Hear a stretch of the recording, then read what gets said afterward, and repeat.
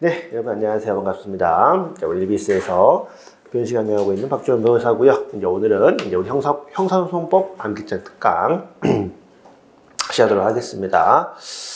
우선 이제 제가 원래 변호사를 할 때 사실 제일 고민이 교재였거든요. 제가 하고 있는 직렬에도 기본적으로 기본 소유약서, 기출문제집, 그다음에 뭐 일개년 최신 판례라든지 내지 뭐 책자할 게 너무 많아서 근데 그 책을 여러분들 써올 수 없으니까 책 쓸 시간 없을 것 같다라고 해서 학원 측에서 이제 책 부분은 준비하겠다고 해서 우리 정조영 교수님 암기장을 진행하게 됐고요. 그래서 사실 교재를 사용을 허락하는 게 쉽지 않은데 허락해 주셔가지고 또 진심으로 좀 감사의 말씀 드리고요, 교수님께 잘해보도록 하겠습니다. 그래서 이제 교재는 우리 정조영 교수님 형사소송법 암기장이고, 저 이거 토요일날, 오늘 월요일인데 나온 이틀 된 책인데 어제 주말 동안에 봤거든요. 근데 앉은 자리에서 한 절반을 봤습니다. 책이 잘 쓰여져 있으셔가지고, 워낙 잘 쓰셔가지고 앉은 자리에서 한 절반 쭉 봤거든요. 한 3시간 4시간 정도 만에 해서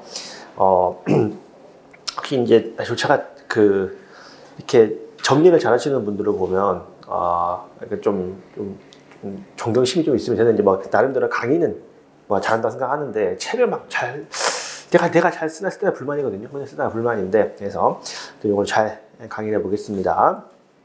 그래서 뭐 제 소개 등을 생략하고 바로 수업 들어갑시다. 제가 이제 선택형 특강 할 때도 똑같이 그 앞부분부터, 특히 이제 여러분들은 대한민국 법책을 잘 아시죠? 이 총론식 법책, 그러니까 총론과 강론을 나누는 이 독일식 법체계에서 뒤에는 아무것도 모르는데 공통된 요건, 이 법에 대한 공통된 내용을 총괄적으로 설명한 앞부분이 엄청 재미없어요. 엄청 지루하기도 하고 해서 공부를 처음 하는데 의욕 뚝 떨어지기도 하기도 하고, 또 특히 이제 형사소송법은 과거와 달리 어디부터가 중요한데 수사부터가 중요하기 때문에 똑같이 제가 수사 먼저 타고 중간 돌아갈게요. 그래서 수업 진행 방식은 이제 먼저 53쪽에 똑같이 수사부터 진행하겠습니다. 수사를 먼저 보고, 그리고 사실 앞부분에 있는 관할 이런 거 있잖아요. 여러분들 변호사 활동하시면서 관할 문제로 다툰 일이 있을까 없을까? 저 한 번도 없었어요. 형사사건을 수백 건을 해봤지만, 사실 왜냐면 관할 위반이라고 쳐. 이게 뭐 예를 들면 이게 서울건인데 부산했다고 칩시다. 유죄가 무죄가 되나? 그런 거 아니거든요. 우리 시간 한정돼 있고 그 시간에 기록 한번 더 보고 증거를 더 봐야지. 이게 뭐 관할 볼 일은 대법원에 가서 볼지 말지 그런 건데, 그래서 사실 되게 좀 추상적, 판사님이 알아서 하시는 거고, 그래서 우리 변호사들은 수사 훨씬 더 그렇게 하죠. 그래서 이제 좀 더 공부의 효율성 측면에서 되게 낫습니다. 그래서 53쪽에 수사기관부터 봅시다. 그래서 제가 이제 사법경찰과, 왜냐면 사법경찰관이 수사의 주체입니다. 사법경찰리는 수사를 보조하는 거죠. 그러니까 이제 여기 보시면 또 그 메인 수사기관은 크게, 여러분 사실 뭐 이거는 뭐 다 아실 거 아니야. 그죠? 여러분들한테 수사기관이라고 하는 건 대한민국은 기본적으로 검찰하고 사법경찰관밖에 없는데, 사법경찰관이 이제 우리 별신 하나도 안 중요해요. 이런 거 그냥 가볍게 들으세요. 그래서 사법경찰관리가 나오는 거죠. 사법경찰관이 수사의 주체가 이제 경무관부터 경위까지가 되고요. 근데 사실 동네위원회 사법경찰리, 순경, 경장, 경사까지가 사법경찰리로서 사법경찰관을 보조합니다. 근데 생각해봐. 팀장급인 경위 경감이 신문에 많이 뜨겠어요? 경장, 경사 많이 뜨겠어요? 경장에서 훨씬 많이 뜹니다. 그러니까 대부분 제가 대부분 들어갈 때 수사하는 건 경위도 많이 있습니다만 보통 경사분들이 많아요. 경사분들이. 그러면 이제 사법경찰리 혼자 수사하면 돼요, 안 돼요? 사법경찰리는 보조하는 거거든요. 그러니까 보통 사법경찰관 분이 옆에 앉아있거나 커피 마시다 한 번씩 들어오거나 잘하고 있지 이렇게 해서 2명이 산다고 봐요. 2명 사법경찰관이 수사의 주체인데, 물론 사법경찰관이 하는 것도 많이 있고 사법경찰관이 잘 안 들어오시고 사법경찰 리가 하시고 마지막에 들어오셔가지고 막 이렇게 막 3명만 걸거든요. 그래서 어쨌든 사법경찰관이 수사의 주체, 사법경찰리는 수사를 보조하는 건데, 그래서 그 주석에 보시면 사법경찰리는 원래 수사의 주체가 아니지만 검사 또는 사법경찰관으로부터 수사명령을 받으면 사법경찰관이 사무로 취급할 권한을 갖는다라고 해서 사법경찰관 사무 취급 위원이라고 해서, 야, 나는 경사한테 조사받았는데 불법 아니야? 불법 아니라는 거예요. 사법경찰리도 수사의 주체가 될 수 있다. 그런 내용인데 중요한 내용은 아닙니다. 가볍게 보시고 뭐 검찰청 직원 내려오시면 역시 그 검찰 주사보부터가 수사의 주체고 검찰 서기는 수사의 주체가 될 수가 없다 해서 그 사법경찰리 같은 경우도 9급 시험 붙으면 검찰 서기보가 되고요. 검사실로 바로 못 갑니다. 한 7년, 8년쯤 사건과 돌다 올라가죠. 사건과 돌고, 그 다음에 이제 좀 연차가 한 7급 좀 승진을 해야, 주사로 승진을 해야, 이제 검사실 들어가서 수사를 보조하는 거거든요. 그래서 이제 뭐, 우리한테는 중요한 게 아니고, 그 다음에 특사경이라고 하는 특별사법경찰관이라는 게 있다. 근데 우리한테는 중요하지 않다. 저기 뭐, 경찰이나 이런 데 좀 중요합니다. 우리 법원직은, 우리 변신은 중요한 게 하나도 없고요. 넘어가 봅시다. 그 다음에 이제 중요한 건 54조의 내용은 여러분들 잘 정리를 해 두셔야죠. 우리 형사소송법의 1차 개정, 그 다음에 2차 개정 20년도에 있었고 22년도인가 평도인가요? 22년도인가 평도인가 아무튼 됐어. 그래서 이제 먼저 기억을 할게. 로마자 1번에 동그라미 2번이죠. 검사의 직접 수사권의 범위. 1차 때, 여러분, 이게 결국 1차 개정, 2차 개정이라고 되어 있지만, 요지는 뭐예요? 검사한테 주어졌던 권한들을 사경한테 떼준 거예요, 그냥. 이건 말은 개정이고, 검사 힘 빼기죠. 결국 이제 민주당이랑 각을 세웠던, 그래서 이제 다수당이었던 민주당하고, 검찰이었던 국회권의 힘싸움을 했던 거고. 그래서 이제 권한을 떼준 게 맨 처음에 이제 6대로 줄였다고. 최종적으로는 2대로 줄여버렸죠. 검사가 직접 수사할 수 있는 거는 두 개밖에 없다. 이게 이제 동그라미 2번에 직접 수사할 수 있는 거는 부패 경제 두 개. 그래서 이제 부패하고 경제 두 개는 외우셔야 되고, 부패하고 경제는 외우셔야 되고, 물론 이제 한동훈이 무슨 등으로 이제 그 밑에 시행령을 바꿔가지고 낼필했습니다만 법상으로는 두 개밖에 없어요. 법상 두 개밖에 없는 거예요. 그래서 지금도 막 그 내란죄 사건 인정해서 싸우고 있는 거 아닙니까?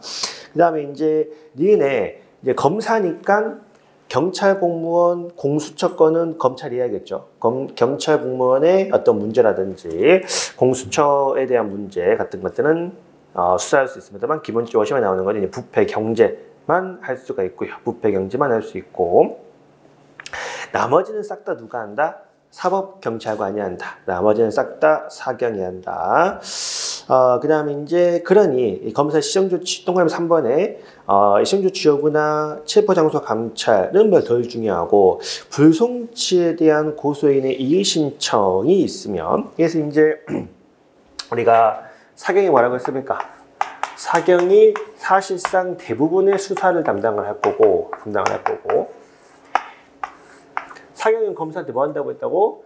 사건을 송치하거나 사건을 불송치하거나 불송치를 하게 되더라도 기록은 뭐 보내라고 했어요? 기록은 송부하라. 누구한테? 검사한테. 라고 이제 이야기를 했습니다. 사경이 불송치한다는 거는 혐의가 없다는 얘기니까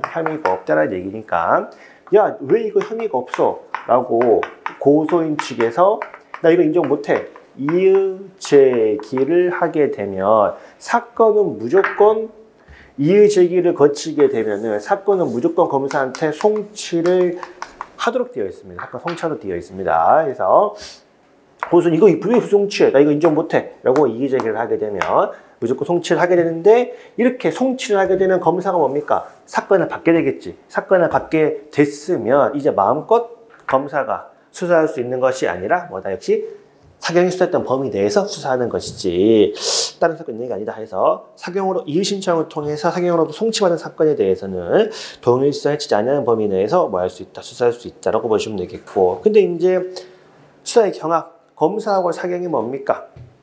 어떤 부패 범죄에 대해서, 경제 범죄에 대해서 둘 다 동시에 뭐 할 수 있다? 수사가 경합하게 되면 검사는 사경한테 야 사건 내놔 라고 요구할 수 있다. 그렇지만 동그라미 2번에 검사 영장 청구 전에 사경이 영장을 신청한 게 있대요. 라는 얘기는 사경이 영장을 청구할 정도면 사경이 사건 수사를 꽤 했다는 얘기죠. 그럴 때는 뭐해라? 사경이 계속 수사할 수 있다. 원래는 검사가 내나 할 수 있는데 사경 영장을 청구할 정도 사건이 무르익게 되면 사경 수사를 계속할 수 있다까지 이제 보시면 되겠고, 제가 선택형 수업할 때 경찰 수사 통제에서 보안 수사 요구랑 재수사 요구의 차이가 뭐라 그랬죠? 보안 수사는 사건을 검사한테 송치한 건에 대해서, 여러분 사경이 송치를 했으니 사경이 송치된 얘기는 혐의가 있다고, 사경에만 혐의가 있으니까 사건을 송치를 했을 텐데, 그러면 검사는 사경의 의견에 따라서 무조건 기소한다?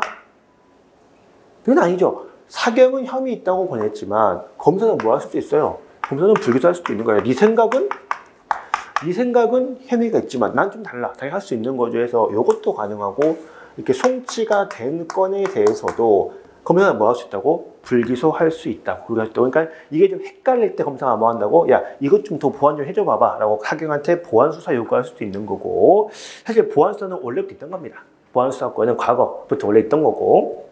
그래서 이제 1번이 뭐라고? 검사가 기억, 송치된 사건을 이거를 공소를 제기를 해야 돼, 말아야 돼? 헷갈려. 이럴 때 이제 보완 수사를 요구할 수 있다 정도 기억을 하시면 되겠고요.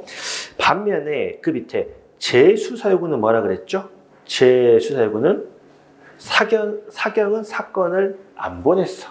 사경은 사건을 불송치했습니다. 근데 검사가 보기엔 뭐야? 이건 범죄가 되는 것 같은데? 라고 생각이 들면 뭐 한다? 재수사를 요구한다. 그러니까 재수사 요구는 사경의 사건을 불송치할 때 그 재수사 요구를 할 수 있다 정도까지 보시면 되겠고요. 그 다음에 이제 시정조치 요구 동그라미 1번, 검사는 뭐 사경이 수사 과정에서 밑줄을 그냥 외우기보다는 일과만 보죠. 뭐 법을 위반했다, 인권 침해했다 이런 게 있을 때는, 야, 너 이거 왜 사건 이렇게 하고 있어? 사건 기록의 등본을 송부를 요구할 수 있다. 여러분 지금 사경이 수사 중에 피의자를 때렸다 라는 첩보가 들어왔다. 예를 들면 여러분 이해 쉬우라고. 자, 검사는 사건 내놔 라고 할 수 있어요, 없어요? 그렇죠. 지금 여기는 사건을 송치하라고 하는 게 아니야. 야, 한번 기록 좀 보내봐라. 조사는 니들 계속 하고 우리 한번 인권 침해 확인 좀 해볼게 라고 기록만 달라는 거죠. 기록만 복사해서 해서 기록의 등본을 요구할 수 있다. 그럼 그 밑에 내용들은 뭐 읽으면 당연히 시정조치 요구가 있는데 사경이 안 따르면 혼내줘야겠죠.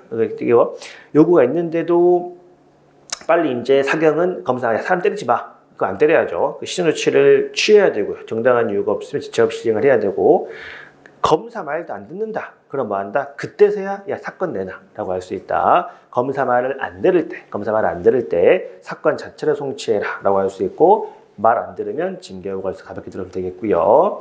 자, 오른쪽에 사경의 법적 지위도 가볍게 봅시다. 검사와 사경은 과거와 달리 명령에 복종한다가 아니라 상호 협조 관계다라는 거 이야기를 했고요. 이번에 사경은 검사가 영장을 청구를 안 해주면은 고검에 심의 신청할 권한을 갖는다 정도 보시면 되겠고, 어쨌든 사경은 뭡니까? 영장을 청구할 수가 없죠. 헌법사항이기 때문에 사경은 영장을 청구할 수가 없다. 자, 그리고 이제 사건의 송치및 불송치는 우리 형사소법 내용이니까 꼭 기억하셔야죠. 혐의가 있다고 인정되면 사건은 송치. 또한 이번에 혐의가 없다고 인정되면 사건 불송치 하면 되고요. 자, 동그라미 3번에 불송치 결정, 여기 사건 자체를 보내지 않는다라는 걸 사경한테 뭘 줬다고? 1차적인 수사 종결권을 줬다고. 사경은 좋아했을까 안 좋아했을까? 드디어 이제 우리에게도 뭐가 생겼다? 권한이 생겼다. 좋아했을까 안 좋아했을까? 반반. 보통 이제 이 수사권 독립을 이끈 이 경찰 내 보통 경찰대 중심으로 이루어진 TF팀이 있었거든요. 그 중에서는 드디어 해냈다 했고, 현장 때 신문진들은 왜 그래? 봐봐 여러분, 옛날에는 혐의가 있든 없든 무조건 사건을 다 보냈어요, 검찰한테. 그럼 최종적으로 검사가 불기소를 하겠죠.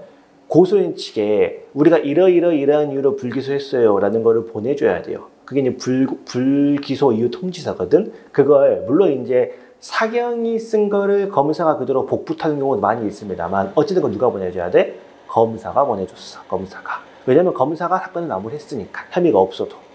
물론 사경도 혐의 없음 의견으로 사건 송치하지만 최종 처분은 검사가 하는 거야. 근데 이제 뭐야? 사경이 사건을 끝냈지. 누가 보내줘야 돼? 사경이 보내줘야 돼. 사경이 우리가 이러이러한 이유로 사건 안 보냈다라고 통지해 주는 게 이제 여기 불송치 결정 관련해가지고 기억에 사경은 우리가 이러이러해서 혐의가 없는 것 같습니다라고 불송치 결정을 하면 7일 이내 고소인 고발인 피해자 법정 대리인에게 검사에게 사건을 송치하지 않는다라는 취지의 이유를 통지하여야 한다. 이게 옛날에 다 누가 했다고? 다 검사가 했다고. 자, 그리고 원래 이 검사가 불기소 결정을 하게 되면은 요 불기소 이유 결정서를 송달받은 날로부터 30일 내에 고소인 측이 뭐 했습니까? 재정 신청. 야, 검사가 불기소한데 고소인 측이 인정 못 하겠는데 송달받은 날로부터 30일 내에 재인청 가능합니다. 똑같아요. 보시면 여기 이제 그 7일 이내에 서면으로 고소인 고발인 피해자 법정 대리인에게 그 이유와 취지를 통지해야 하고요. 자, 중요한 게 그 밑에 니은. 이게 불송치 결정을 통지받으면 고소인은 뭐 할 수 있다고? 이의제기를 할 수가 있다고. 이의제기를 하면은 무조건 사건을 검사한테 송치하도록 되어 있다. 첫 번째 기억하셔야 되고요. 두 번째, 이의신청 기간은 언제일까요? 이게 지금 딱히 제한이 없어요. 이게 뭐 말하자면 3년 뒤에 할 수 있다. 예를 들면 3년 뒤에 할 수 있는데, 근데 어쨌든 제한이 없다는 하나가 있고, 그 다음 이제 중요한 게 뭐다? 니은에서 딱 하나. 고발인은 제외되어 있다. 고발인은 제외되어 있는 게 우리 시험 문제 종종 나왔죠. 왜 고발인 제외시켜놨어요, 여러분? 이게 이제 이것도 사실 그러니까 되게 다양한 측면이 있는데 정치적으로 되게 컸죠. 자, 여러분. 선거 사건은, 그러니까 선거 범죄는 보통 뭘로 시작합니까? 고발로죠, 고발로. 왜냐면 이제 선거는 딱히 피해자라고 해서 뭐 하니까, 시민단체, 정당 등에서 뭐 한다고? 고발을 한다고. 근데 사경 측에서 뭐 한다? 이 선거범은 혐의가 없다라고 불송치 결정을 했어. 근데 이제 예를 들면, 민주당 쪽 의원이 선거문 조사 받았는데 사경에서 뭐 했다? 불송치 결정을 했어. 그럼 고발인 측에서 뭐 해버리면 이의제기하면 바로 검찰에 넘어가겠죠. 검찰은 뭐 하겠습니까? 지금 눈을 부릅뜨고 이것들이 감히 우리 권한을 뺏어가? 민주당 이것들? 난리 나겠지. 그러니까 이제 그 당시 개정을 하면서 고발을 빼버렸습니다. 그래서 이제 그 한동훈이 법무부 장관 청문회 할 때 나와가지고 이거 엄청 말했거든. 아니 도대체 불송치 이의신청권자의 고발인을 제외한 이유가 뭐냐? 도저히 알 수가 없다. 수성법 개정의 문제상만 집었었는데 어쨌든 고발은 제외되어 있다 정도로 기억을 하시면 되겠고요. 아까 처럼 디귿의 검사가 불송치 결정에 대해서 문제가 있을 때 90일 내에 사경에게 제소 요청할 수 있다 정도 보시고요. 이제 이런 큰 틀만 우리 변씨는 큰 틀만 세우고 나머지 넘어가시고 전문사회는 지금 넘어갑시다. 전문사회는 중요한 게 없으니까. 넘어가시고 이제 58쪽 들어오시면 수사 총론 들어옵시다. 수사 총론에서 기억 1번에 수사라고 하는 것은 범죄 혐의를 밝혀서 공소를 제기할지 말지를 결정하는 걸 의미한다라고 보시면 되겠고, 동그라미 2번 우리 그거 공소 제기 후의 수사가 원칙적으로 가능하다 불가능하다? 가능하다라고 이야기했던 거 한번 기억해 보시고요. 내사라고 하는 그 밑에 동그라미 내사라고 하는 건 뭐다? 내사는 수사의 전 단계를 말한다. 그래서 내사라고 하는 거는 사실 범죄 혐의가 확인이 안 되는데 이거 수사를 해야 돼 말아야 돼에 대한 문제를 말하고요. 그래서 이제 이 내사자에 대한 지위가 몇몇 우리 시험 문제가 가끔 나오기를 하죠. 예를 들면 니은에 아직 내사 단계에 불과할 때는 피의자가 안 되기 때문에 증거 보존을 청구할 수가 없고, 우리가 수사상 증거 보존을 누가 한다고? 피의자, 1회 공판전의 피고인 이렇게 하는 것이기 때문에 내사 단계 용의자에 불과할 때는 증거 보존 청구할 수가 없고요. 근데 리을에 임의동행 형식으로 연행된 피내사자가 있는데 이미 동행이고 아직 그러니까 내사니까 수사 전 단계 아니야. 수사 전 단계니까 나 변호사 불러줘 라는 요구를 할 수 있다 없다? 할 수 있다. 왜냐면 그 경계가 되게 애매하거든. 이게 말은 내사인데 사실상 못 취급한다고 피의자 취급해버리기 때문에 접경교통권 제한할 수 없으니까 그 밑에 동그라미 4번 내려오시면 혐의가 있다고 봐서 수사를 개시했을 때는 나중에 인지 가능성이 무조건 없다라는 사정이 없는 한 입건 이전이니까 보통 이제 인지서가 있습니다. 인지서가 작성되기 전에 피신 조서를 이건 아직 정식으로 입건 전이니까 이 피신 조서는 증거가 없다라는 것이 아니야. 아니라 본격적으로 불러와서 내사자의 신분으로 데리고 왔으나 사실상 피의자 취급하면 조사를 받았으면은 뭐가 된다? 증거 능력이 있다. 형식적으로 판단하는 것이 아니라 실질적으로 수사기관이 어떻게 대했느냐가 기준점이 된다라고 이제 보시면 되겠습니다. 그다음에 이제 불신검문 로마자 이번에 불신검문에서 이것도 이제 우리가 경찰이 아니기 때문에 세세한 절차까지는 크게 중요하지 않고요. 관련 판례가 있는 것만 좀 골라볼게요. 자, 그러니까 여러분 불신검문은 예를 들면 그런 거죠. 순찰 중인 경찰들한테 인근에서 교통사고 발생, 사고 차량 도주 중 무슨 색 차나 내지는 180 정도의 남성을 발견을 하면 확인해 볼 것이라고 무죄를 내려와. 그럼 수장 돌겠지? 그러면서 저거 아니야? 쟤 아니야? 야 가서 물어보자. 이게 뭐예요? 이게 불신검문이에요. 이게 불신검문. 그러니까 불신검문은 막 불러와가지고 수사하는 게 아니란 말이야. 기본적으로 확인해. 그러니까 이제 첫 번째가 안녕하십니까 경찰입니다. 제가 이제 이것 때문에 그러는데 확인 좀 하겠습니다라고 이제 직무 질문을 하는 게 핵심이에요. 그래서 봤더니 문제 없으면 보이는 거야. 근데 여기서 볼 게 하나가 있는데 직무 질문에 니은이 있어요. 니은. 이거는 관련 판례가 있는데 자, 두 번째 줄에 불신검문에서 필요한 혐의는 체포 구속의 정도에 이를 필요가 없다. 이거 무슨 말이에요? 불신은 실제 판례가 있는 거잖아요. 불신검문에 필요한 혐의는 체포 구속의 정도에 이를 필요가 없다라고 되어 있는데 이거 뭐예요, 여러분? 봐봐. 우리가 체포영장을 칠 정도라고 쳐봐. 그러면 피의자에 대한 수사 혐의가 명확해 안 명확해? 명확하겠지. 그러니까 자신이 없으면 체포영장 안 친다고. 야, 이 새끼 맞아. 이거 치는 거라고.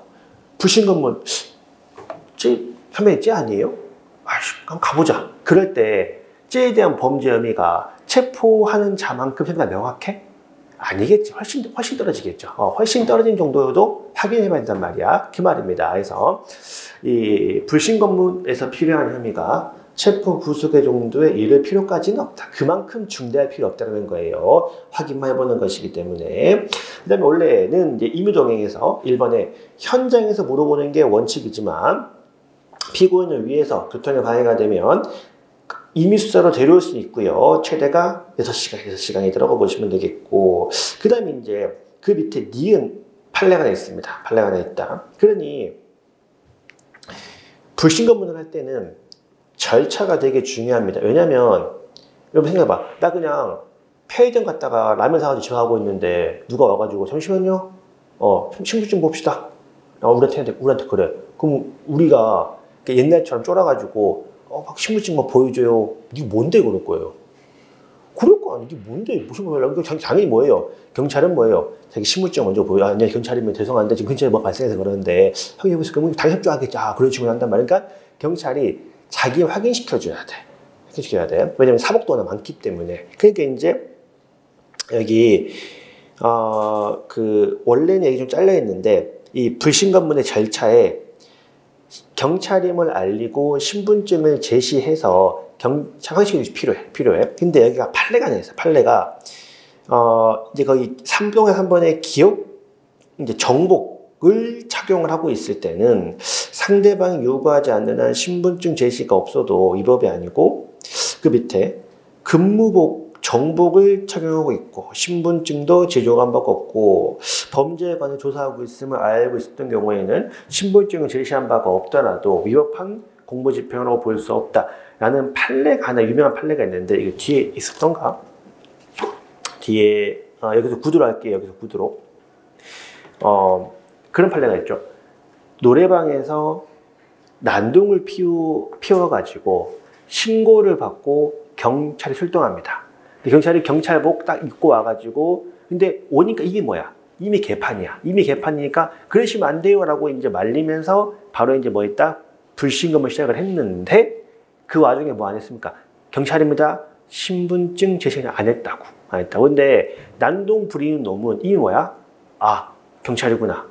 나 때문에 왔구나. 라는 걸 뭐 한다고? 이미 알고 있다고. 이미 알고 있기 때문에 그런 절차상 좀 하자가 있어도 뭐다? 정당하다. 문제없다라는 것이 판례 입장입니다. 그래서 신분증을 제시한 바가 없더라도 보통은 이런 절차상 하자가 있으면 문제가 있는데 이거는 좀 문제가 없다고 봐가지고 좀 특이한 판례예요. 신분증 제시한 바가 없어도 보통 없으면 위법하거든요. 없으면 위법한데 하다고 볼 수 없다. 정도까지 보시면 되겠고 흉기조사나 관련된 넘어갑시다. 우리 변신은 중요한 게 아니고 자 60쪽 들어오시면 수사의 조건이 있습니다. 수사의 조건 관련된 핵가치고 그 오른쪽에 관련 문제에 수사의 필요성에 친고죄의 고소 전 수사 원칙적으로 허용된다 안 된다?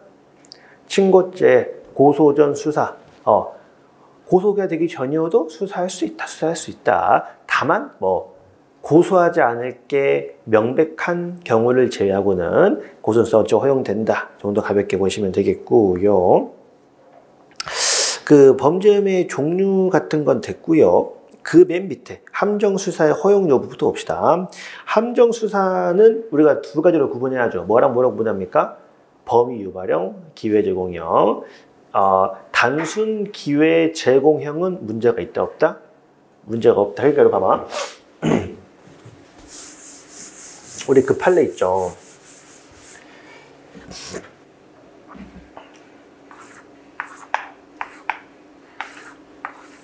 가스 배관을 타고 올라가다가 야간에 가스 배관을 타고 가서 2층을 절도하려고 했어. 근데 가스 배관 타고 올라가고 있는데 지나가던 경찰이 저 새끼 뭐야? 이 새끼 뭐야? 하니까 얘가 놀라가지고 뛰어 도망갔다. 자, 갑의 죄책은 어떻게 돼요? 잡고 봤더니 몰라. 얘 지금 올라가서 절도하려고 했대. 다 손을 불었어. 갑의 죄책은 뭡니까? 뭐의 미수?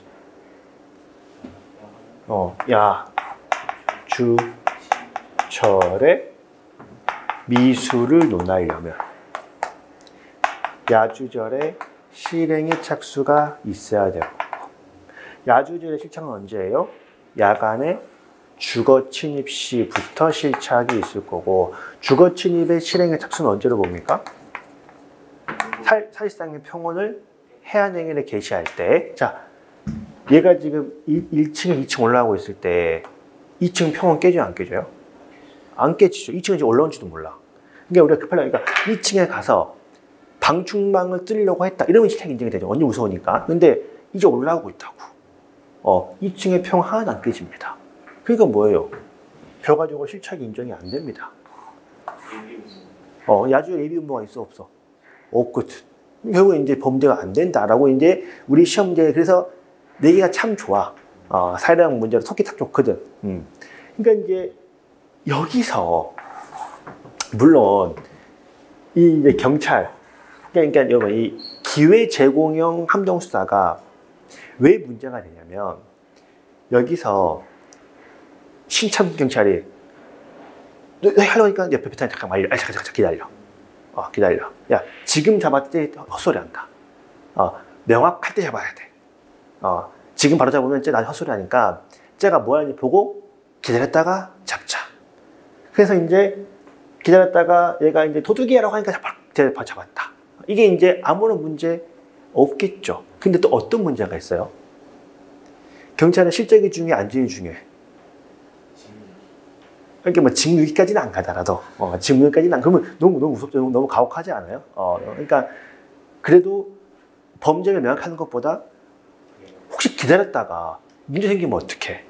그러니까 빨리 또 잡긴 잡아야 되는 게 맞는 거 아니냐, 그런 문제가 있는 게, 그러니까 거기도 쉽진 않지만 어쨌든 단순히 범죄하려고 하는 걸 지켜보고 있다가 혐의가 명확해지자 잡는 거는 우리가 뭐라고? 아무런 문제가 없는 거고 굳이 뭐해서 범죄를 하기도 싫은데 자꾸 대표적인 게 뭐예요?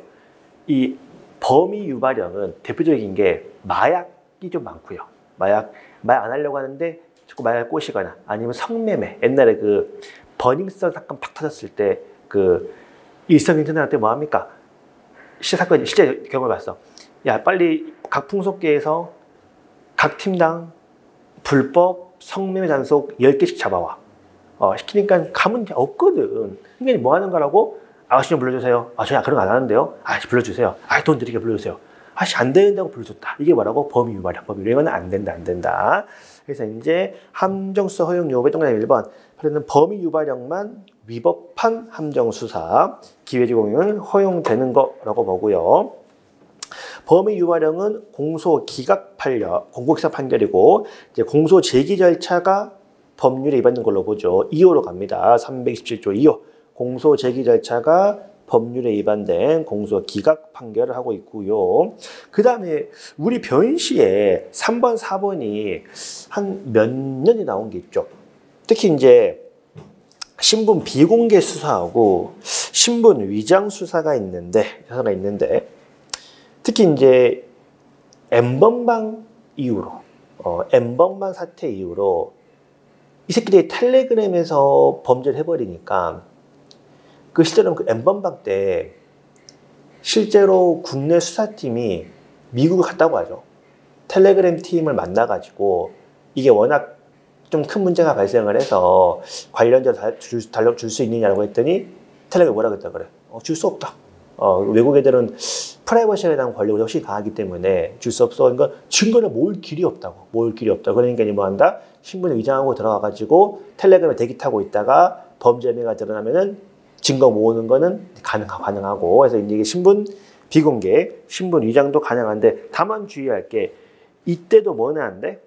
범위 유발형은 안 돼요. 신분 비공개, 신분 위장 다 가능할 수 있는데 이때도 범위를 유발하는 것은 안 된다 정도까지 보시면 되겠습니다. 그래서 이제 이렇게 보시고 이 마이크가 대단하네. 자, 우리 10쪽에 제가 뭐 우리가 지금 사례 시간은 아니니까 제가 좀 볼만한 사례가 있으면 구분을 해가지고 꼼꼼히 보면 사례 문제가 있을 거고 아니면 가볍게 판례의 결론만 보고 들은 게 있을 텐데, 자, 예제 6번은요 포인트가 세 번째 줄 끝에 입건을 하지 않은 상태에서 곧바로 을을 소환해서 뭘 진행을 했대? 피의자 신문을 진행을 했대. 입건 전 조사입니다. 아까 처음에 입건 전 조사니까 단순 피내사죄에 불과하다 아니면 본격적 수사가 시작했으니 뭐 해야 된다? 피의자라고 봐야 된다. 판례는 뭐라 그랬죠? 피의자라고 봐야 된다. 자, 그러면 내사자하고 피의자가 좀 차이가 있어요. 첫 번째, 단순 내사자는 진술 거부권 같은 걸 뭐 할 필요가 없어요? 고지할 필요가 없어요. 근데 정식 피의자면 당연히 진술 거부권 고지해야 됩니다. 그러니 여기서 절차를 무시할 수 있다 없다. 자, 정리하죠. 입건 전 피의자 신문을 했다. 내사자야 피의자야. 조사했으니 피의자야. 실제로 조사했으니 피의자고. 그러니 뭐다? 관련 절차를 준수해야 되고 관련 절차 준수했으면 피의자는 증거를 할 수 있다. 그러니까 진술 거부권 고지 안 했으면 증거를 할 수 없다라는 것이 이제 판례 입장. 그래서 이제 그 이번에 수사에서 구별 기준의 실질설이 판례고, 그래서 판례는 정식 인지 절차를 거치기 전이라고 할지라도 수사를 개시하면 범죄를 인지한 것으로 보아야 되는 것이기 때문에 양가로 3번에 검토 및 사항의 정보에서 그 네 번째 줄의 밑줄 횡령에 대한 첩보를 입수한 상태, 참고인 진술까지도 확보했을 때는 입건 전이라고 하더라도 이미 수사는 개시가 되었기 때문에 피해자 신문을 진행한 것으로 볼 수 있고요. 그러니 정상적인 진술 거부권 등을 고지하고 수사를 진행해야 되고 요건을 갖추면 증거가 될 수 있다. 그래서 사안 해결에 꼭 위법이라고는 볼 수 없다. 정도로 이제 가볍게 보시면 되겠습니다. 넘어가 봅시다. 이제 62쪽에 11번에 사실 이제 여기가 이제 수사의 뭐 단서라는 목차로 막 그런 거 있죠. 뭐 뭡니까? 변사체 검시, 수사 기능 방법에서 자수. 근데 어쨌든 시험은 뭐가 나오고 고소가 나오고요. 그래서 바로 고소 들어가시면 여기는 이제 선택형도 잘 나오고 사람 잘 나오기 때문에 좀 잘 보셔야죠. 자, 여러분들은 뭐 기본적인 내용 아실 거니까 제가 좀 골라서 보면 동그라미 2번에 고소 능력이 있어야 되는데 민법상 행위 능력과 고소 능력은 같다 다르다? 다른데 뭐가 더 넓다고 봐야 돼요?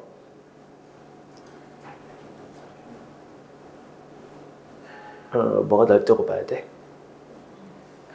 그러니까 고소 능력은 의사 능력이야. 의사 능력. 행위 능력은 19세 미만은 제한되지. 근데 19세 미만이어도 뭐냐 할 수 있어? 범죄를 당하면? 내가 16세야. 16세니까 혼자서 계약은 못 할 수도 있어. 행위력이 제한되기 때문에. 근데 16세가 뭐는 할 수 있어? 고소는 할 수 있어. 그러니까 이제 고소 능력이, 그러니까 고소를 바탕으로 한 의사 능력이 민법상 행위력이 좀 넓다고 봐야겠죠.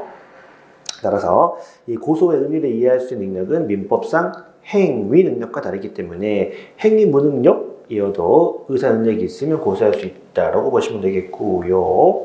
3번에 자기 또는 배우자의 직계 존속을 고소하지는 못하지만 우리가 이제 앞에서 봤던 것처럼 가폭법 같은 경우에는 보통 아빠가 때리기 때문에 직계 존속도 뭐 할 수 있고 고소할 수도 되어 있고요. 성폭법 같은 경우에 마찬가지로 이 성범죄를 당하면은 직계 존속 고소할 수 있다라고 보시면 되겠고, 그 다음에 이제 거기 밑에 범죄 사실의 신고가 있습니다. 동그라미 2번에 성명, 불상 등이어도 범죄만 특정되면 고소로 인정이 되고요. 3번에 친고죄 양벌 규정은 고소의 주관적 불가분 원칙에 적용되기 때문에 특히 이제 양벌 규정에 따라 행위자와 사업주를 처벌하려고 할 때 행위자를 고소하면 공범자인 사업주에게도 고소가 의제가 돼가지고 별도로 고소할 필요가 없다라고 보시면 되고요.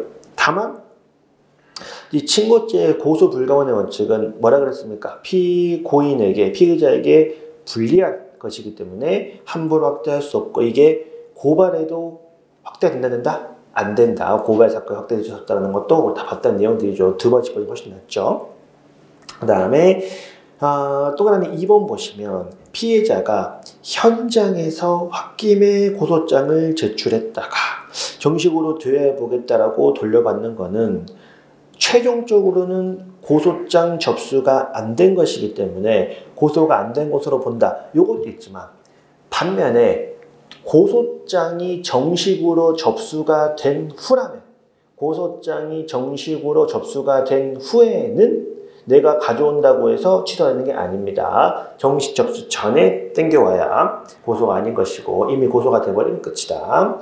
자, 그 다음에 2번에 비피해자인 고소권자, 보통 피해자가 고소하는 건데 피해자가 아닌데 고소할 수 있는 게 대표적인 게 누구? 법정 대리인. 자, 제가 선택형 시간에 법정 대리인의 고소권을 누구랑 비교했어요? 변호사의 고소권과 비교했어. 법정 대리인의 고소권은 독립된 고유권이야. 우리 같은 변호사는 그냥 단순 대리권이야. 고유권이기 때문에 피해자와 무관하게 고소권을 행사할 수 있다. 근데 피해자의 의사에 반해서도 뭐 할 수 있고 고소할 수 있고 6개월의 고소 기간도 고소권자가 기준이다. 반면 우리 같은 변호사들은 뭐 한다? 피해자가 원치 않는데 고소를 할 수도 없는 노릇이고 고소기간도 피해자가 기준이다. 그래서 법정 대리인은 독립고소권이고 또 하나 3번에 고유의 고소권입니다. 그러니 이제 고소 기간도 피해자가 안날이 아니라 법정 대리인이 안날로부터 가능하고 이거는 미성년자가 고소를 취소해도 내지는 미성년자가 고소를 원치 않아도 법정 대리인만 고소할 수도 있다라고 이제 보시면 되겠습니다. 형배직은 사실 뭐 잘 나오지는 않고요. 그나 나오면 그 밑에 피해자의 친족이 뭐 가끔 나오시는 피해자의 친족은 뭡니까? 그러니까 피해자의 친족한테까지 굳이 고소권을 왜 인정해줘? 부모가 하면 되지. 친족이 굳이 왜 인정해줘? 부모를 고소해야 되거든. 예를 들면 부모가 고소를 해줘야 되는데 부모가 애를 추행했다. 그럼 부모가 지를 고소 안 할 거란 말이야. 그러니까 이제 그때는 친족이 한다. 그게 이제 어떻게 되는 거예요? 피해자의 법정 대리인이 고소해줘야 되는데 이 새끼가 피해자야.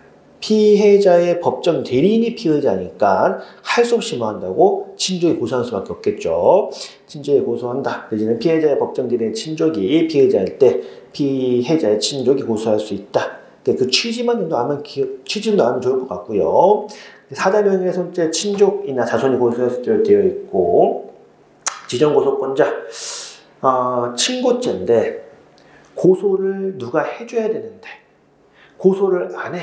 그러니까 뭐 한다? 이의한개 신청이 있으면 검사가 10일 내에 고소할 수 있는 자를 반드시 지정을 해줘야 됩니다. 지정을 해줘야 기소할 수 있기 때문에 지정해야 한다 정도로 보시면 되겠고 넘어가 봅시다. 그 다음에 고소기간 뭐 비친고죄는 관련이 없고 친고죄는 범인을 안 날로부터 6개월은 되게 중요하죠. 범인을 안 날로부터 6개월 내에 고소할 수 있고요. 다만 그 피해자가 나이가 어려서 고소 능력이 없으면 이제 그 기간 동안은 고소할 수 없기 때문에 고소 능력이 생긴 때부터 6개월, 고소 능력이 생긴 때부터 6개월이 되고요. 자, 그 다음에 3번. 자, 이거 판례가 있죠. 고소의 시기 관련해 가지고 범인을 안다 하면 범인과 범죄 사실에 대한 확정적 인식이 있는 경우를 말한다. 이게 우리 그 범죄 성립의 미필적 고의 때문에 좀 헷갈려요. 근데 여기는 확정적 인식이 필요한데 뭐 이런 판례가 있는 거죠.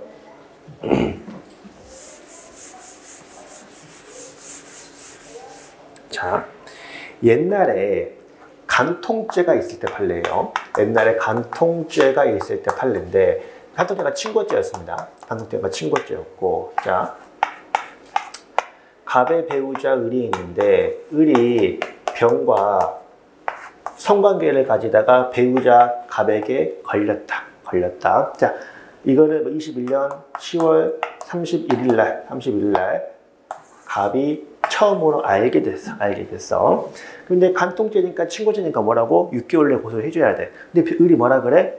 나 강간당했다 그래요. 을이 나 강간당했다.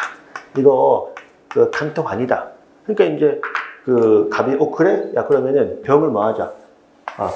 강간죄로 고소하자. 라고 합니다. 그래서 수사가 쭉 진행이 돼요. 누구에 대한? 병에 대한 수사가 쭉 진행이 되는데 수사를 해봤더니 뭐야? 강간 아니거든. 해봤더니 이거 뭐야? 간통이에요, 간통. 그러니까 이제 22년 3월 2일 병에 대한 강간 혐의에 대해서 불기소가 결정이 납니다. 배우자 남편은 뭐예요? 2번 배신당한 거지. 배신당한 거죠. 자, 그러면 이제 배우자 을을 간통죄로 고소하려고 할 때 이때부터 6개월이다. 이때부터 6개월이다. 1번, 2번. 2번. 이때는 한 것 같기도 하고 안 한 것 같기도 하고 잘 모르겠거든. 한 것 같긴 한데 좀 애매해. 명확히 간통이고 나라는 거는 이때야. 그래서 확정적 인식은 이때입니다. 이때. 확정적 인식은 이때이기 때문에 이때부터 6개월이 진행을 한다고 보시면 돼요. 그러니까 이제 우리가 형법의 미필적 고의가 인정이 되는 것과 친고죄의 고소에서 범인임을 안다는 확정적으로 인식한다는 걸 구분을 하셔야 돼요. 구분을 해가지고 이건 확정적 인식을 요구한다 정도로 보시면 됩니다. 그 다음에 또 6번 내려오시면 고소권자가 수인이면 각각 범인을 안날이 다를 수도 있겠죠. 다를 수 있겠죠. 그랬을 때는 한 명이 끝나면 한 명한테 끝나는 거지 타인의 고소 영향이 없습니다. 그냥 왜냐면 이제 내 거 끝났다고 남의 거 고소 기간도 끝나버리는 거는 억울하기 때문에 피해자한테 고소인에게 영향이 없다 정도로 보시면 되겠고요. 그 다음에 오른쪽에 고소의 불가분의 원칙에서 객관적 불가분의 원칙의 또 1번 당연히 하나의 사건에 대한 일부는 사건 전체에 대해 미친다. 그러니까 대표적으로 그 밑에 단순 일제에 예에 특히 이제 강간이 똑같죠. 강간이나 강조수단인 폭행 협박당했다 라고 고소했다. 당연히 뭐한다? 범죄 자체의 강도, 강간, 전부에 미친다 라고 보시면 되겠고요. 그 다음에 그 밑에도 마찬가지 상해죄에 대해서 1심 선고 전 고소를 취소했는데 항소심 가서 폭행죄로 변경됐대요. 폭행죄부터는 반의사 불벌죄예요. 근데 항소심 가서 합의를 했대. 그러니까 항소심 가서 폭행죄로 변경됐대. 여러분 고소 취소 언제 했어요? 1심에서 2심에서 했어요? 지금 그 65쪽에 두 번째 이해 보고 있어요. 공소사실이 1심의 상해죄였거든. 여기서 뭐 했어? 합의했어. 고소를 취소했는데 상해죄는 반의사 불벌죄가 아닙니다. 양형에 반영했겠지. 그래서 선고를 하고 항소심 가서 폭행죄로 공소가 바뀌었대. 그럼 이거를 고소 취소를 언제 한 걸로 봐야 돼? 1심 때 한 걸로 봐야 됩니다. 어차피 상해나 폭행은 동일 사실이기 때문에 그러니까 고소 취소가 되니까 공소 기각하면 되겠죠. 공소 기각하면 된다. 뒤에 사례 나오면 보시면 되고 다시 한번 볼 거고. 그 다음에 상경은 이거는 모르겠어요. 이건 누가 만드신 건지 아니면 뭐가 있는 건지도 모르겠는데 근데 이거는 좀 나올 법해요.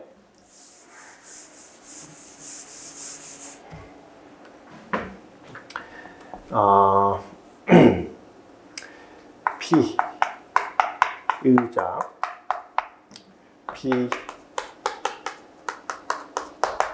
피해자가 있고 순서가 상경이고 피해자가 동일하다. 갑이 피해자 올라갑시다. 피해자 을을 상대로 하나의 행위로 한 개의 행위로 모욕과 이렇게 하면 이러면 안 되겠다. 그냥 A 범죄 할게요. A 범죄 이게 나오죠. 업무상 비밀을 누설하면서 모욕을 했다. 갑이 의사인데 을에 대한 어떤 개인정보를 누설하면서 을 동시에 모욕을 줬다. 한 개이니까 요거 두 개 문제는 상경이야. 상경이고 피해자는 동일해. 이럴 때 피해자가 여기에만 고소했다. 이 고소가 여기에도 당연히 미칠 것이냐 마칠 것이냐. 의 문제에서 판례는 상경이라고 해서 상경이 기본적으로 수재죠. 수재니까 상경은 원래 고소가 따로따로 필요해요. 상경 원래 고소가 따로따로 필요한데 피해자가 동일하고 상경이면 하나에 대한 고소가 다 미친다고 봐요. 아무래도 이 행위에 대한 고소이기 때문에 이 행위에 대한 고소니까 전체가 다 미친다고 봐야겠죠. 그러니까 이제 1번에 상경인데 두 개의 범죄가 다 친고죄죠. 이것도 친고죄고 이것도 친고죄야. 이것도 친고죄이고 피해자도 동일하면 일제에 대한 고소는 범죄 전체에 미치고요. 이게 아니면 다 미칩니다. 뭐 하나만 친고죄다라든지 뭐 범죄가 하나만 친고죄라든지 했을 때 이런 경우가 아니면 다 친고죄가 이런 경우가 아니면 다 전체에 안 미쳐요. 예를 들면 이번에 상경이 있는 죄가 모두 친고죄이지만 피해자가 다르거나 이럴 때는 이래에 대한 고소는 다른 거에 미치지 않고요. 그 다음에 또 3번에 친고죄하고 비친고죄가 상견일 때도 역시 안 미칩니다. 안 미칩니다. 그러니까 이제 정리하면 둘 다 친고죄고 피해자가 동일할 때 하나에 대한 고소가 전부에 미치는 것이지 피해자가 다르다. 하나만 친고죄다. 이러면 안 미친다라고 정리하시면 됩니다. 그 다음에 그 밑에 실경은 당연히 뭐예요? A 범죄, B 범죄가 따로따로니까 안 미치겠지. 실경은 당연히 안 미칠 것이고 이건 뒤에 한번 사례 한번 다시 한번 보고요. 넘어와 보시면 66번 뭐 중요하죠. 고소의 주관적 불가능 원칙은 뭐 사실 너무 중요해서 잘 알아.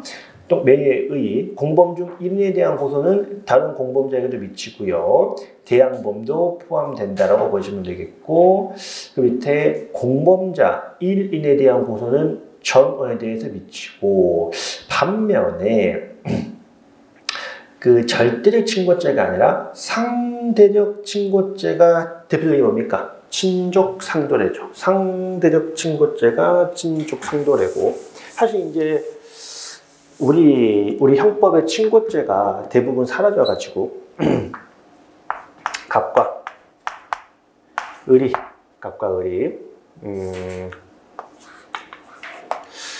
피해자 A를 모욕을 했다.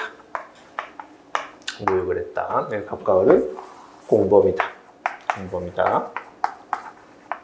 여기서 갑이 A가 갑에 대해 고소하면 불가분의 원칙 때문에 고소가 여기로 의제가 된다고.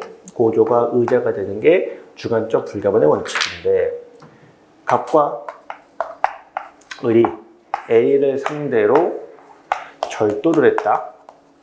근데 갑과 A는 동거하지 않는 친족이고 갑은 을의 친구로서 그냥 아무 사이가 아니다. 남남이다. 아무런 친족도 아니다. 이랬을 때 여기는 모욕죄라고 하는 친고죄 범죄에 다 같은 모형인 것이고 여기서는 뭐라고? 이렇게 친족 있는 자한테만 친고죄가 적용되기 때문에 여기에만 친고죄가 이게 이제 뭡니까? 상대적 친고죄죠. 친고죄고 여기는 절대적 친고죄고 여기서는 뭐다? 이렇게 뭐 고소를 했을 때 여기에 대한 고소가 여기에 의제가 될 필요가 없다. 여기는 여기에 대한 고소가 여기로 의제가 되지만 여기에 대한 고소가 여기로 의제가 될 필요가 없다. 근데 여러분 이거는 솔직히 말해서 되게 어렵게 문제를 푸는 거예요.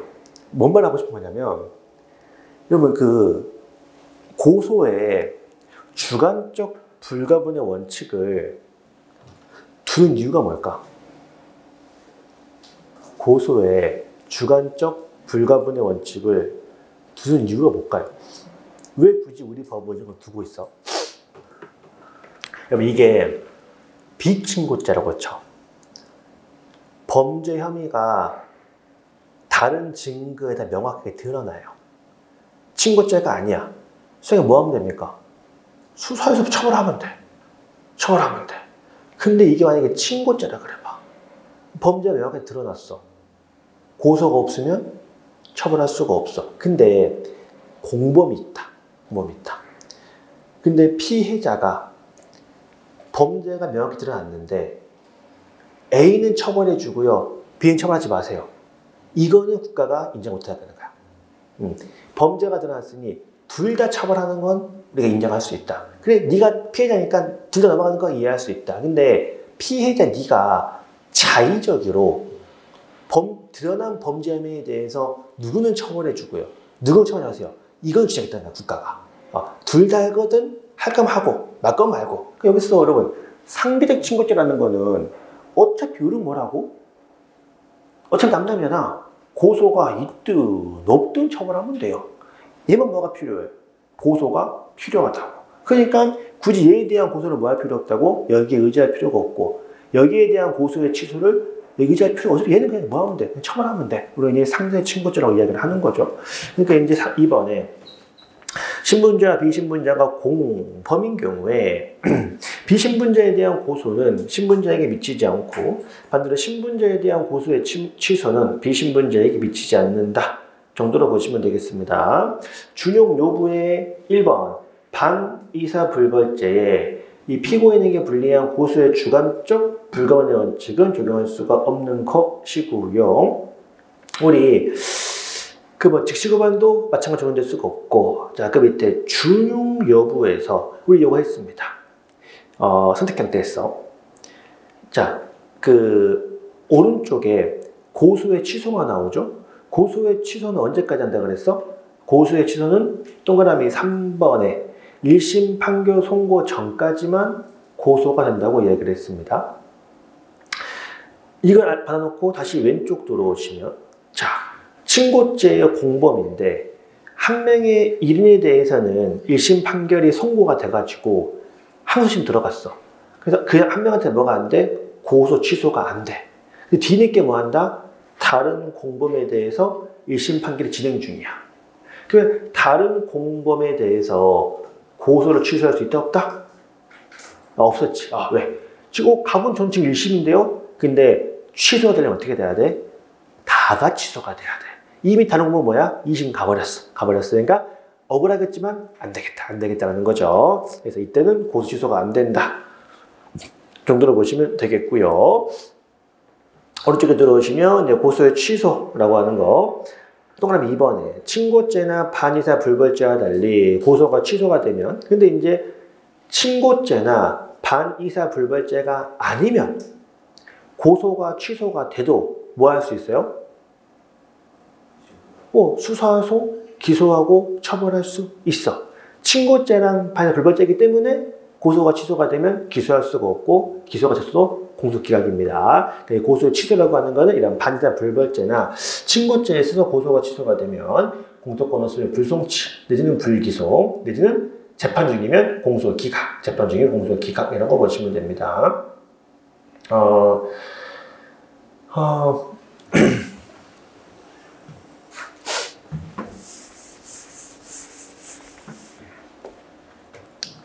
저기 주에 여러분, 주가 좀 중요한데 327조가 공소기각 판결인데 2호가 있고 5호, 6호가 있죠. 얘는 공소 제기 절차. 저 이거는 되는데, 자, 1. 애초부터 고소가 없는데 내지는 합의가 됐는데 기소가 됐다. 친고죄나 반의사 불벌죄인데 애초부터 고소가 없는데 기소가 됐다. 애초부터 합의가 됐는데 기소가 됐다. 무슨 사유로 공소기각이에요? 2호야, 5호, 6호야? 이럴 땐이요. 자, 처음에는 고소가 있어서 기소가 됐는데 재판 중에 뭐가 됐다? 합의가 됐다. 그럼 뭡니까? 친고죄면 5고 반의사 6호로 갑니다. 그래서 좀 다르죠. 처음부터 고소가 없는데 기소가 됐다. 2호에 따른 공소기각. 고소를 받고 기소를 했는데 재판 중에 합의하는 거는 5, 6호에 따른 공소기각. 그래서 이제 동그라미 3번에 기소가 된 다음에 고소가 취소가 된 거는 5호에 따른 공소기각. 처음부터 고소가 없는데 기소가 된 거는 2호에 따른 공소기각 정도로 보시면 되겠고요. 그 밑에 고소 취소의 시기는 친고죄의 경우에는 1심 판결 선고 전까지고요. 또 이번에 항소심에 가서 처음으로 친고죄가 되었다고 해도 항소심에서 뭐 할 수 없다? 고소 취소할 수 없다라는 거 보시면 되겠고요. 그 다음에 3번 보시면 이제 3번 판례가 하나 있긴 있어요. 요즘 참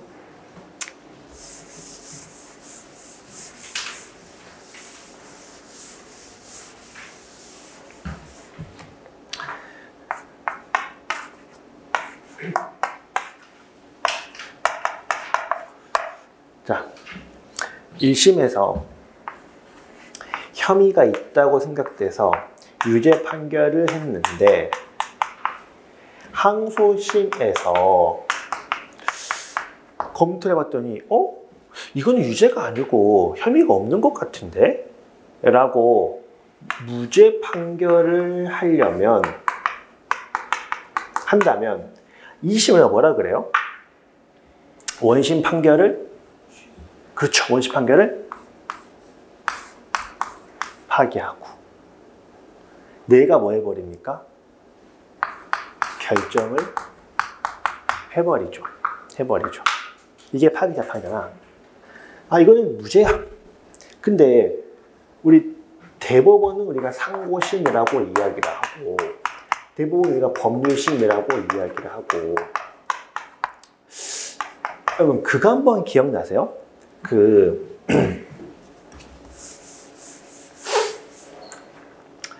갑이 A를 죽이려고 농약을 타먹였는데 A가 농약을 먹다가 토를 하는 바람에 죽이지 못했다. 갑은 살인죄 장의미수예요? 불능미수예요? 원래 우리 변신 반 안 했나? 했던 것 같은데 이게 장의미수예요? 불능미수예요? 먹다가 토하는 바람에 A가 다행히 안 죽었다. 장의 불능미수예요? 원심은 장의미수라고 봤어요. 대법원이 올라갔어. 대법원이 뭐라 그래? 야 근데 확실해? 만약에 만약에 이 농약이 100을 먹으면 중농약이야. 150을 탔다. 그러면은 먹다가 죽을 뻔했지. 토하는 바람에 살았어. 장애 미수야. 처음부터 30을 탔다. 그 어차피 뭐야? 먹어도 안 죽었겠지. 이런 뭐야? 불능미수야. 근데 이게 장애미수인가 불능미수인가를 검토하지 않은 거는 법률적 하자가 있는데 그래서 태운 게 150인가 30인가를 따져봐야 되는데 원심은 이걸 따져보지도 않고 장애미수라고 했으니 법률상 하자가 있다. 근데 여러분 150을 먹였냐 30 먹였냐 이거는 법률의 문제, 사실의 문제예요. 사실의 문제지. 그러니까 대법원은 야 일단 원심 문제 있어. 일단 깨트리고 뭐 한다고? 이거 원심은 장애미수라고 봤는데 우리는 불능미수 같아 라고 자판하지 않는다고. 보통은 99% 돌려보내죠. 그러니까 이건가 따져봐. 황송심 뭐 할 수 있습니까? 황송심은 따져보고 따져봤더니 이러네. 장애로 살 수도 있는 거고 이러네. 불능할 수도 있는 거라고. 이게 파기자판과 파기환송의 차이죠. 그래서 보통 대법원은 파기환송을 대부분 하고요. 근데 지금 또 이병헌 사건에서 그 국민이 뭐라 그럽니까? 대법원 보고 파기자판하라고 그러고 있죠. 왜냐면 돌아가면 시간 오래 걸리니까.